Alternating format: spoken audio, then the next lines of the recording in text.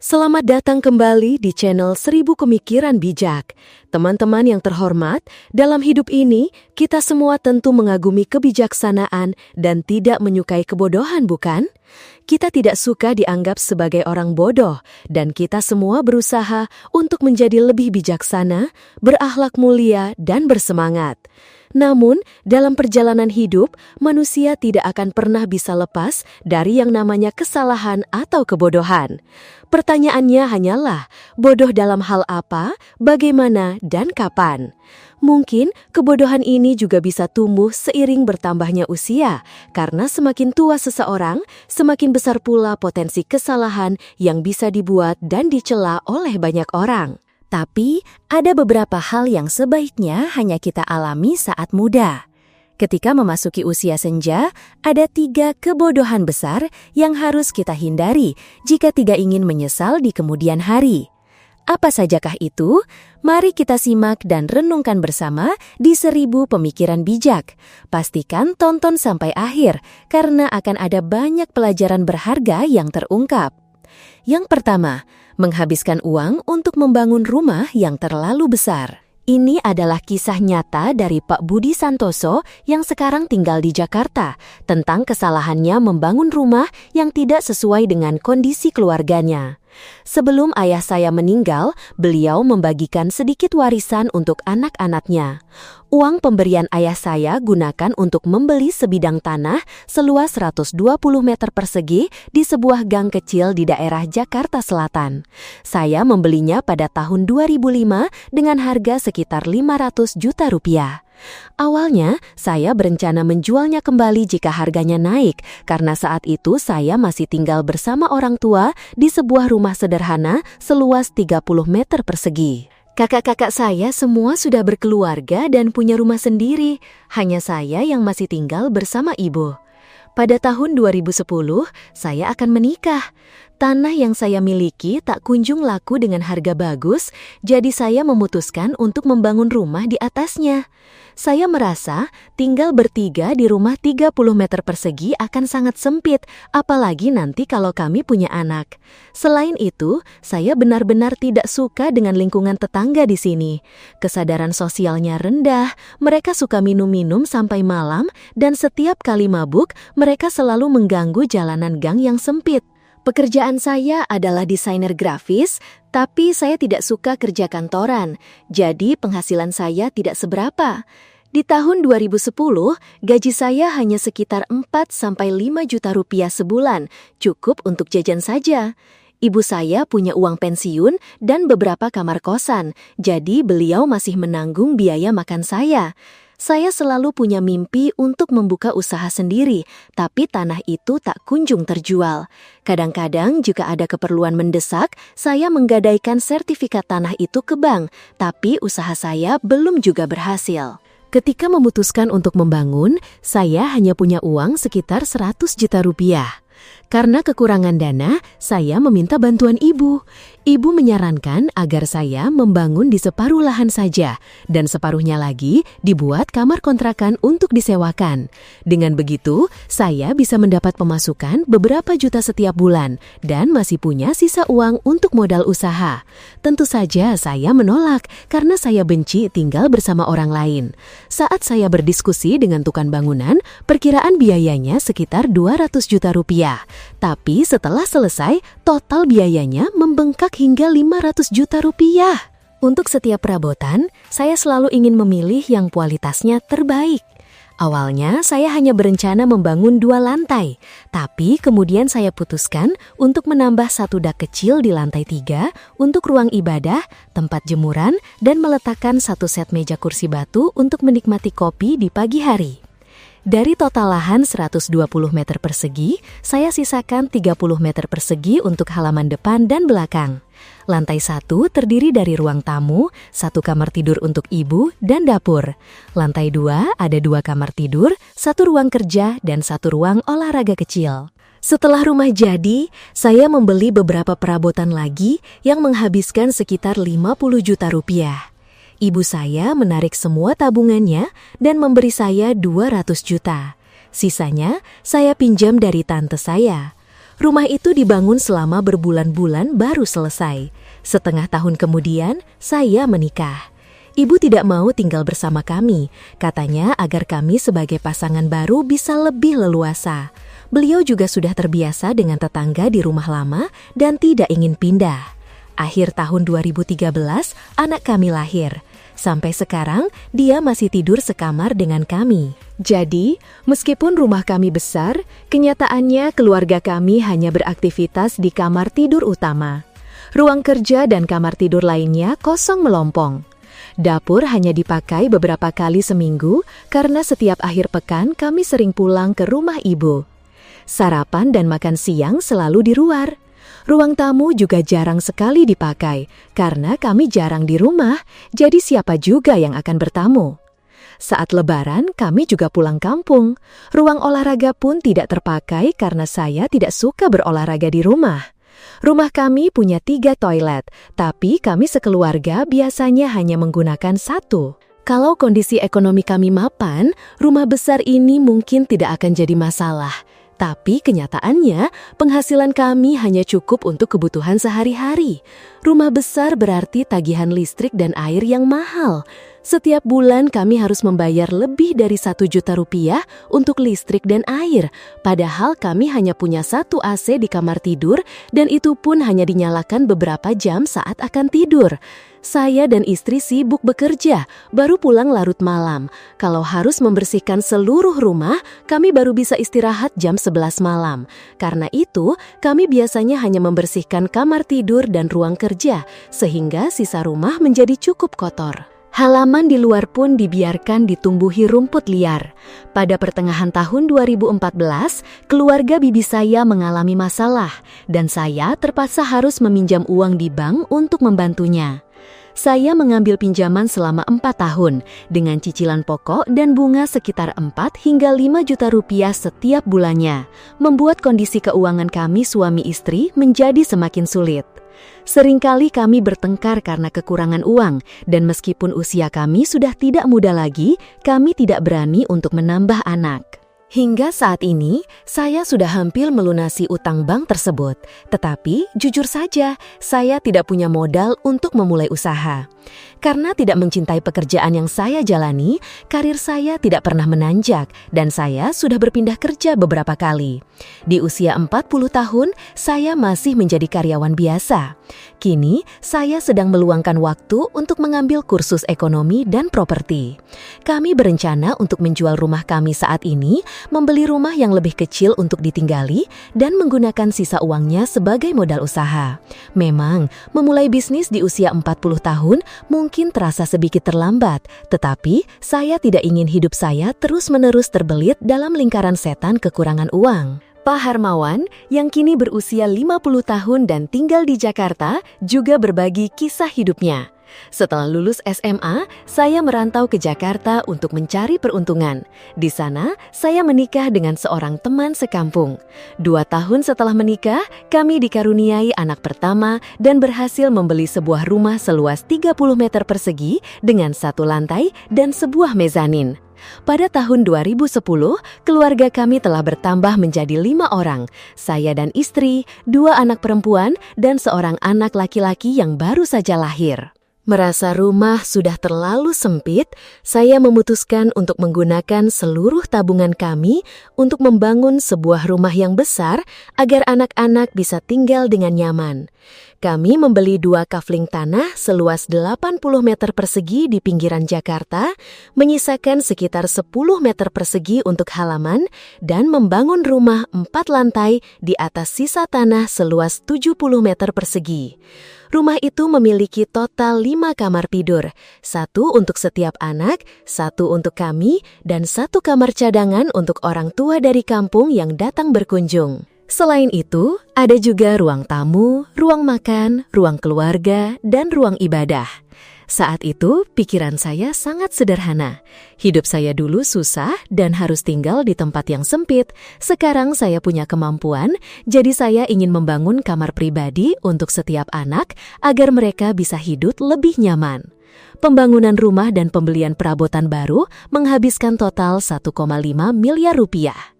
karena saya menggunakan banyak perabotan mahal, padahal pada saat itu biaya pembangunan rumah dasar di Jakarta hanya sekitar 3 juta rupiah per meter persegi. Rumah kami butuh waktu lebih dari setahun untuk selesai. Semua orang yang melihatnya memuji betapa indah dan mewahnya rumah itu. Kami pun mengatur agar setiap anak menempati kamarnya masing-masing seperti rencana awal. Namun, baru 1 hari menempatinya, anak-anak sudah merasa takut karena rumahnya terlalu luas.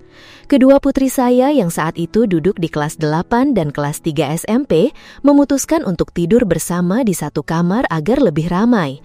Sementara si bungsu bersikeras ingin tidur bersama kami, orang tuanya. Lebih dari 6 tahun telah berlalu. Keluarga kami hanya menggunakan 2 lantai saja, sementara 2 lantai lainnya dibiarkan kosong tak berpenghuni. Putri sulung saya sekarang sudah kuliah, tetapi masih tinggal sekamar dengan adiknya. Si bungsu pun masih tidur bersama kami, meskipun sudah duduk di kelas 1 SD.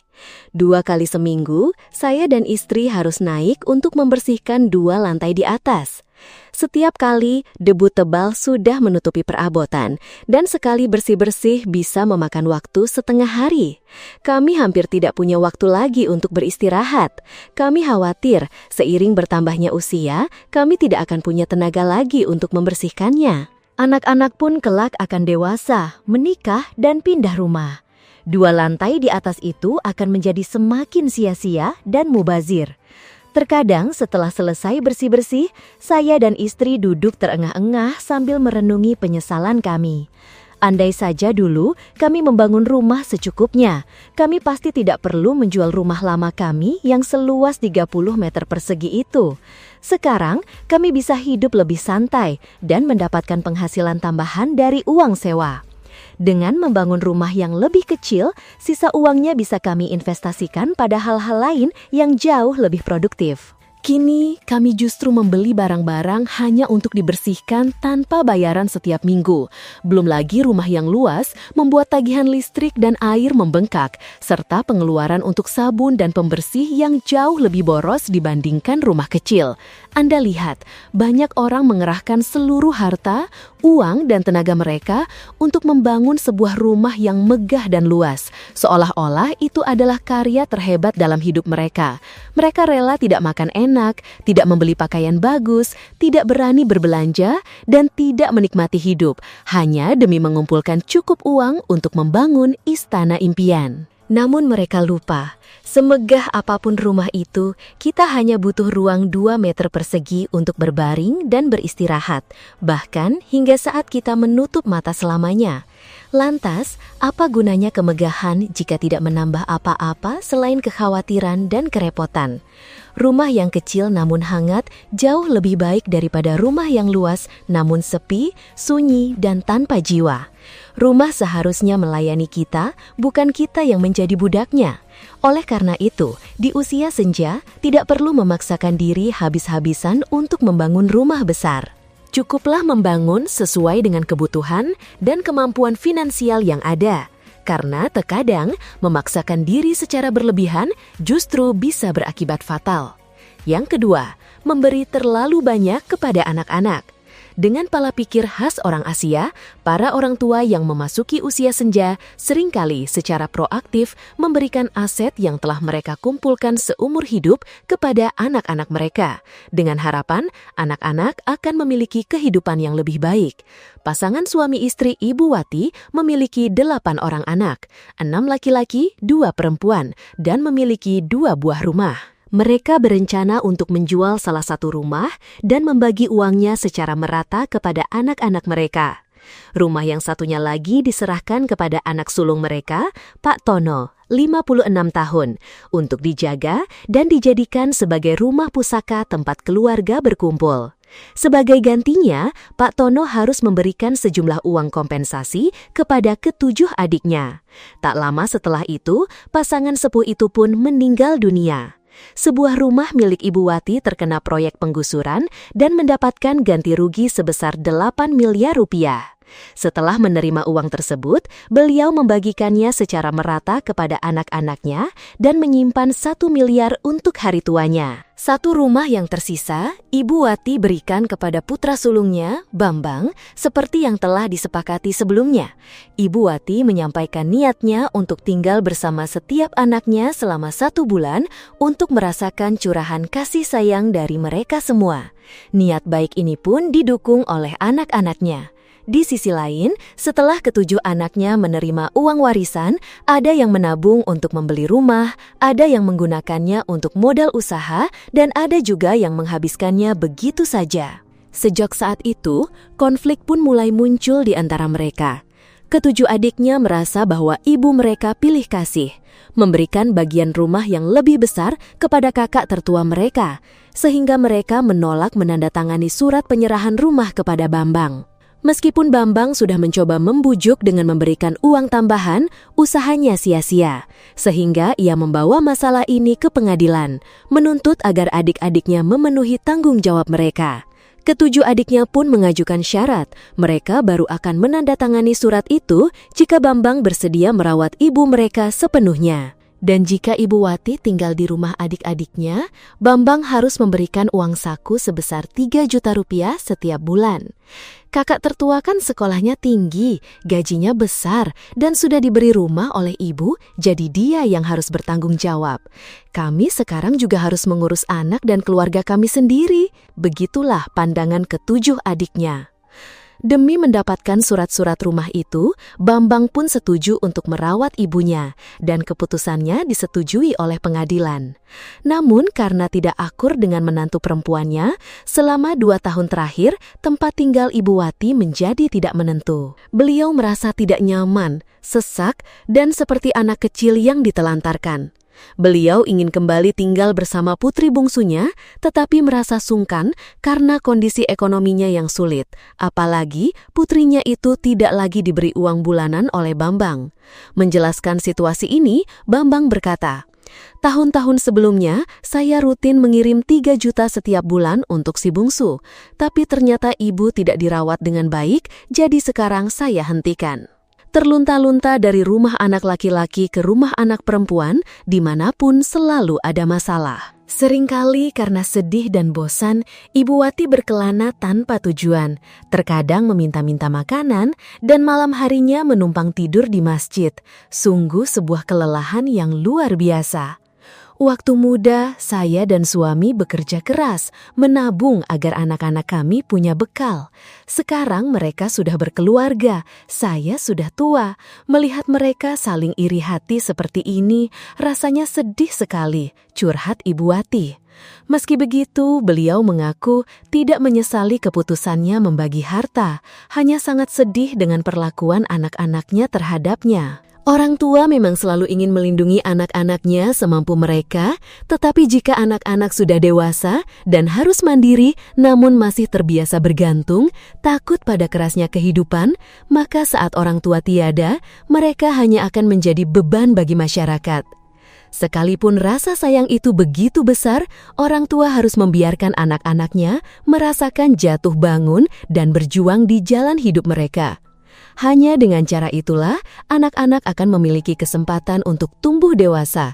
Dan hanya dengan cara itu pula, mereka akan belajar mencintai dan menghormati orang tua. Jika memiliki banyak uang, sebaiknya orang tua menyimpannya untuk diri sendiri di hari tua, untuk menikmati hidup, berwisata, menyantap makanan lezat, sebagai ganti dari tahun-tahun penuh kerja keras dan perjuangan untuk membesarkan anak-anak. Anak-anak yang benar-benar dewasa pun sejatinya hanya berharap orang tua mereka menggunakan uang itu untuk menjalani kehidupan yang mereka impikan di masa senja. Ketiga, merogoh kocek sendiri saat masuk rumah sakit.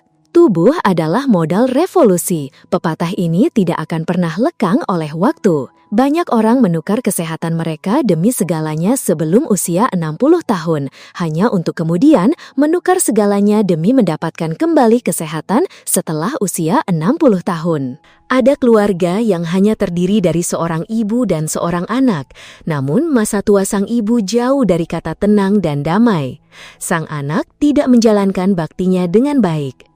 Ada juga keluarga dengan 5 bahkan 7 anak laki-laki, namun masih belum mampu merawat seorang ibu tua. Mereka seolah lupa akan jasa ibu dan ayah yang telah melahirkan dan mendidik mereka sepanjang hidup, ketika uang menjadi lebih besar dari bakti. Bisa diam tidak kamu? Terus aja mengeluh. Kalau mau tinggal, ya tinggal. Kalau tidak mau, ya pergi sana. Dulu waktu sehat tidak pernah ke tempat ibadah, berdoa supaya sembuh. Sekarang semua uang obat dan makanmu memangnya ada yang kasih. Aku sudah tidak sanggup lagi melayanimu. Hidup begini buat apa?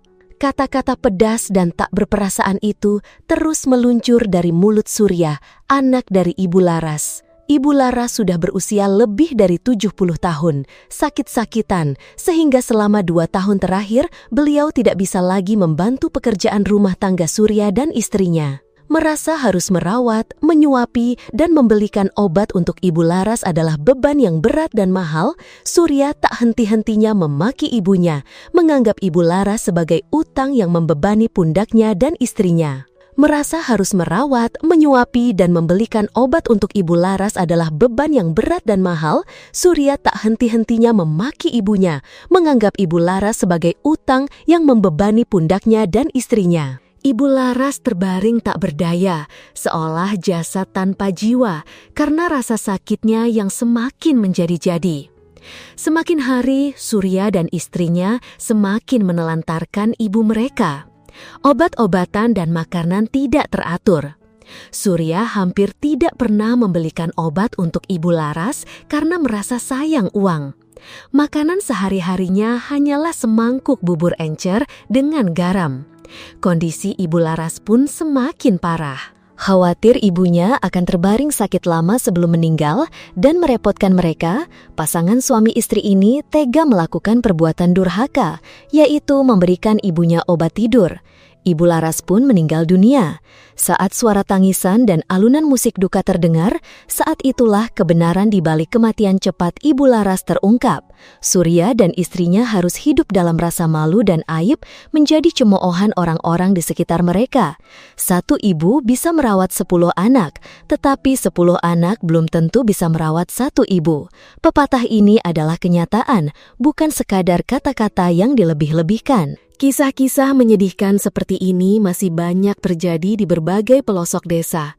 Itu adalah kisah yang sangat menyedihkan dari seorang nenek berusia lebih dari 80 tahun. Ibu Tini yang tinggal di desa Gunung Asri ini, kisahnya membuat semua orang geram akan perlakuan kejam dan tidak manusiawi dari kelima putra kandungnya.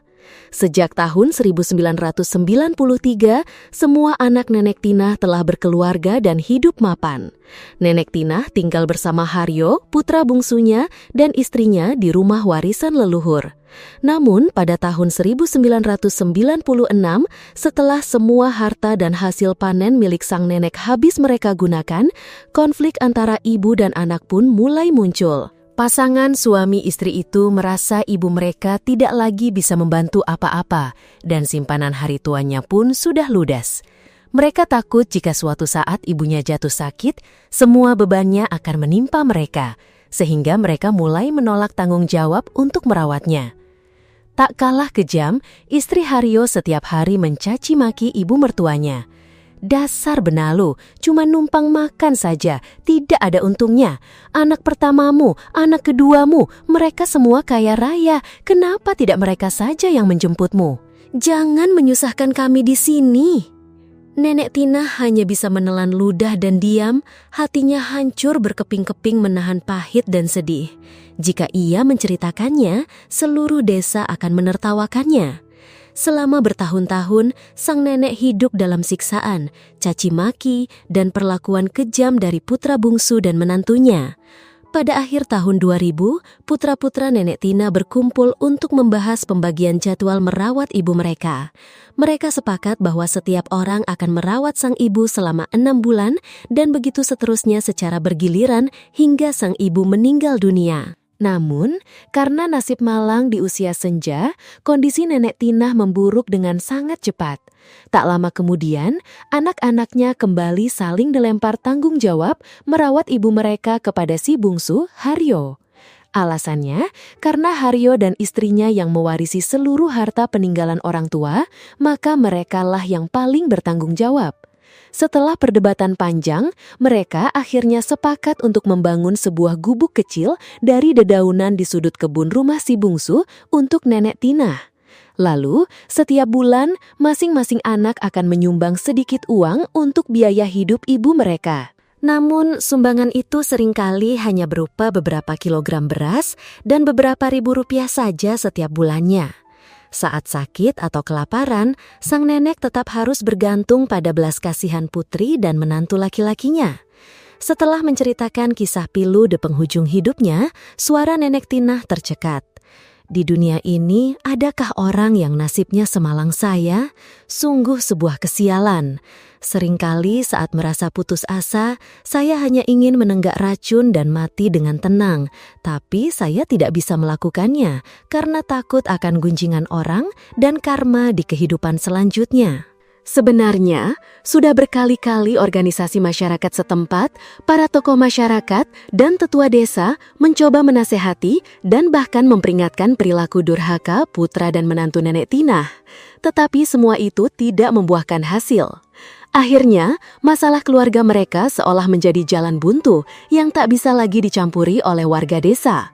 Jasa ayah setinggi gunung, kasih ibu sedalam lautan. Mungkin tidak ada seorang pun yang lahir di dunia ini tanpa mengetahui pepatah yang syarat akan makna cinta kasih orang tua ini. Ada begitu banyak anak yang membalas budi orang tua dengan pengabdian dan kasih sayang yang tulus. Namun sayangnya, masih ada anak-anak yang tidak memahami kewajibannya, yang dengan tega menelantarkan orang tua mereka di usia senja. Entah apakah anak-anak itu pernah berpikir bahwa suatu saat mereka juga akan menjadi tua, lemah, dan sakit? Apakah mereka ingin anak-anak mereka kelak memperlakukan mereka sama seperti mereka memperlakukan orang tua mereka sekarang? Ada pepatah yang mengatakan, apa yang kau tanam, itulah yang akan kau tuai. Apakah mereka benar-benar tidak memahami hal itu? Para penonton yang budiman, usia senja seharusnya menjadi masa untuk menikmati kebahagiaan. Saat itu, anak-anak sudah berkeluarga, harta yang dikumpulkan sudah cukup, dan ada banyak sekali waktu luang. Bagi mereka yang memiliki tubuh sehat dan semangat positif, mereka mulai merencanakan perjalanan wisata, mengunjungi berbagai tempat, meluangkan waktu untuk bersosialisasi dengan teman-teman, dan mengenang masa lalu bersama sahabat lama. Namun, banyak orang tidak bisa melakukannya, meskipun mereka punya banyak waktu dan uang. Mereka tidak bisa berkumpul dengan anak cucu atau menikmati dunia mereka sendiri. Sebaliknya, mereka harus menganggap rumah sakit sebagai rumah kedua. Alasannya adalah karena saat masih muda, mereka tidak menghargai kesehatan. Sekarang, seluruh tubuh terasa sakit, hanya bisa terbaring di ranjang pesakitan, bahkan untuk sekadar berjalan-jalan pun terasa sangat sulit. Orang bijak pernah berkata, kesehatan adalah modal utama manusia. Kesehatan adalah sesuatu yang tidak bisa ditukar dengan harta apapun.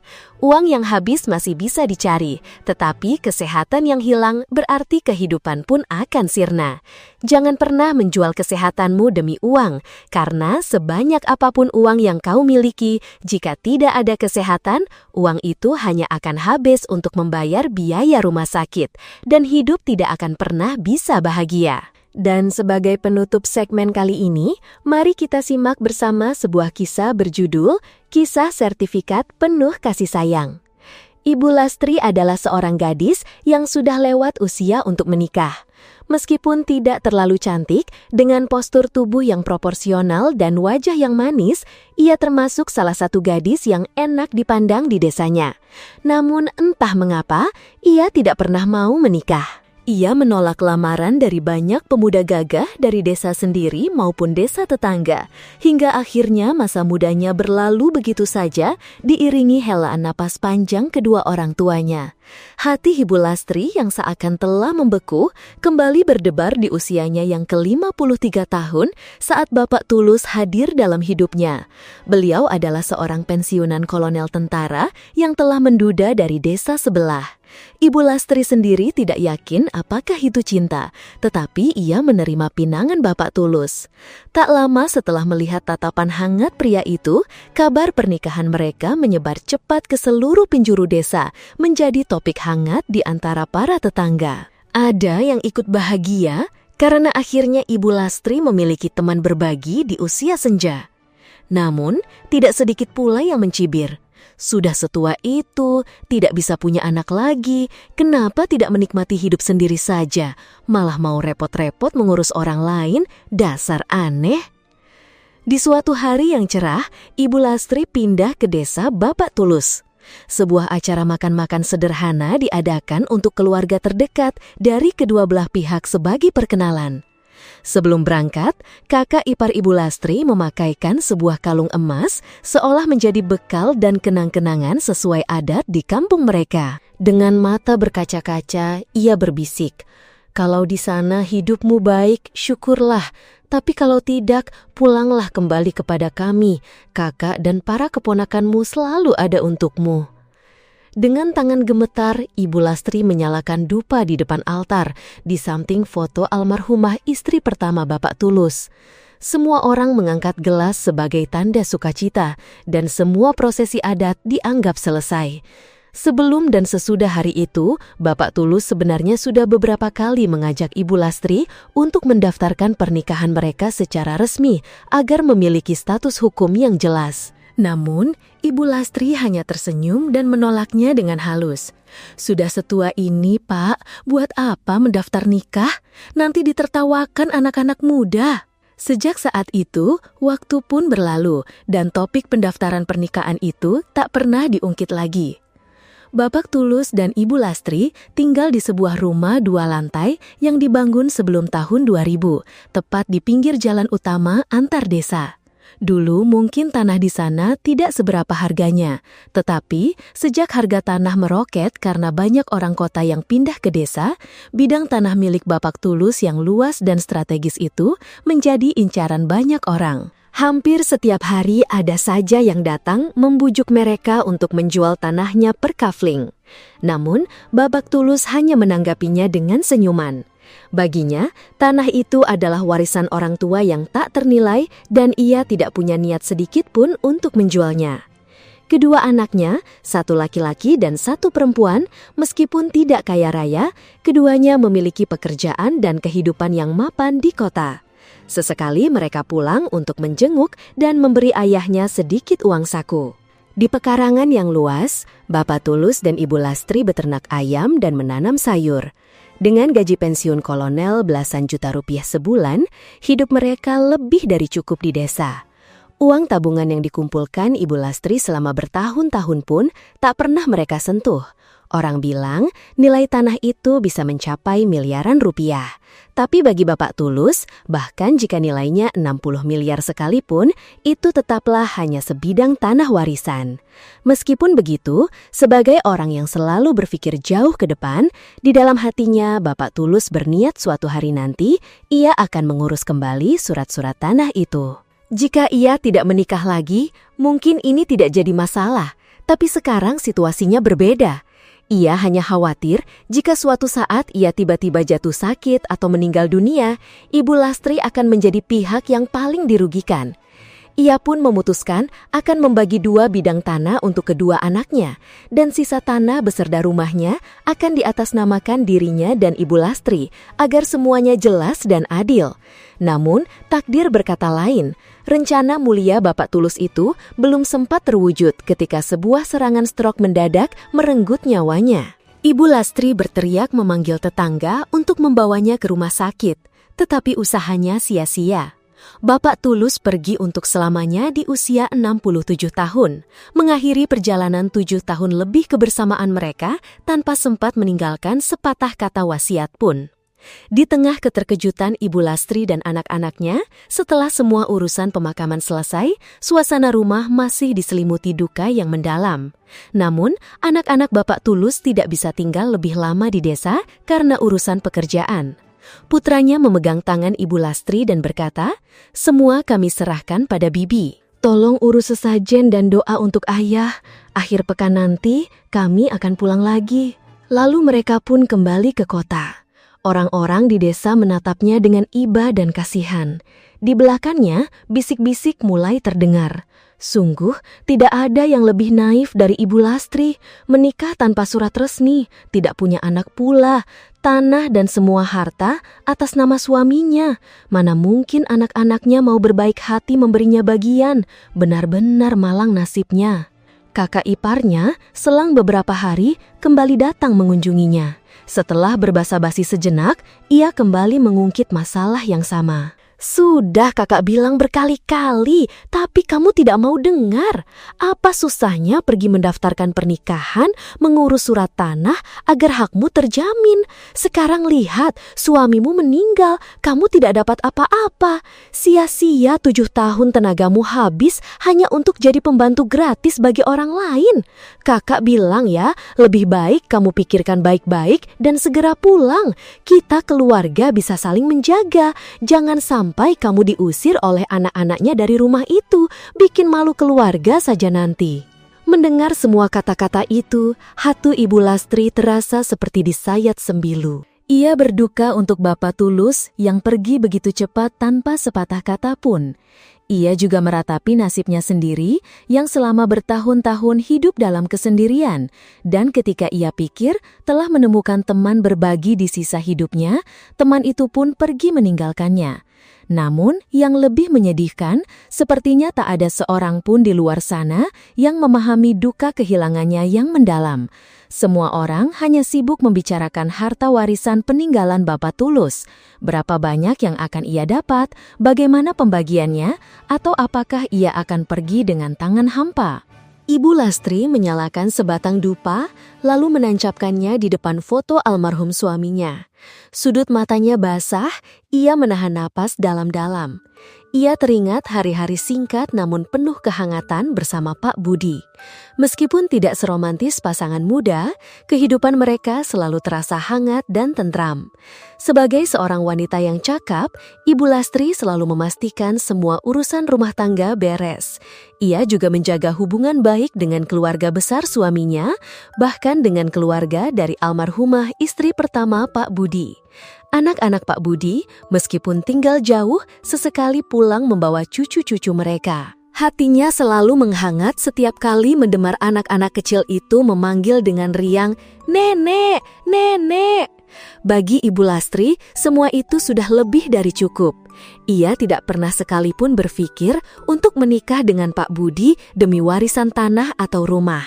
Justru karena itulah hatinya terasa semakin sedih memikirkan nasibnya. Waktu berlalu begitu cepat, dan hari ini adalah acara selamatan 40 hari untuk Pak Budi. Meskipun suasana tidak ceria, namun juga tidak terasa terlalu muram. Beberapa hidangan lezat telah disajikan sebagai ucapan terima kasih kepada sanak saudara dan tetangga dekat yang telah datang. Putra Pak Budi kemudian berdiri dan berjalan berkeliling untuk berterima kasih kepada semua orang. Ia berhenti di samping tetua keluarga dan berkata, "Bapak-bapak, paman-paman, dan seluruh keluarga yang saya hormati. Ayah kamu pergi begitu tiba-tiba, sehingga ada beberapa keinginan terakhirnya yang belum sempat terwujud. Hari ini, di hadapan seluruh keluarga besar, saya berjanji akan memenuhi keinginan ayah. Saya, adik saya, dan Ibu Lastri akan mengurus kembali surat-surat tanah. Kami sudah sepakat, saya dan adik perempuan saya akan menerima 2 bidang tanah di kedua sisi. Sedangkan bidang tanah yang di tengah beserta rumah ini akan menjadi hak milik Ibu Lastri. Kelak, saat Ibu Lastri sudah tua, kami berdua yang akan bertanggung jawab merawat beliau." Suasana hening sejenak, sampai akhirnya sang tetua keluarga menepuk pundak putra Pak Budi dengan bangga. "Anak ini sungguh hebat. Jika kamu bisa berpikir bijaksana seperti ini, keluarga besar kita sungguh diberkahi, Nak." Mata Ibu Lastri kembali berkaca-kaca saat ia memandang ke arah foto Pak Budi di atas meja. Di balik kepulan asap dupa yang tipis, ia seolah bisa melihat senyum hangat suaminya yang sedang menatap dirinya dan anak-anak mereka dengan penuh restu. Terima kasih telah menyimak cerita inspiratif ini sampai selesai di channel 1000 Pemikiran Bijak. Jika Anda merasa video ini bermanfaat, jangan lupa untuk menekan tombol suka, subscribe ke channel kami agar tidak ketinggalan cerita-cerita penuh makna lainnya, dan bagikan video ini kepada teman dan keluarga Anda. Kami juga ingin mendengar pendapat Anda, silakan tinggalkan pemikiran Anda di kolom komentar di bawah. Sampai jumpa di video berikutnya.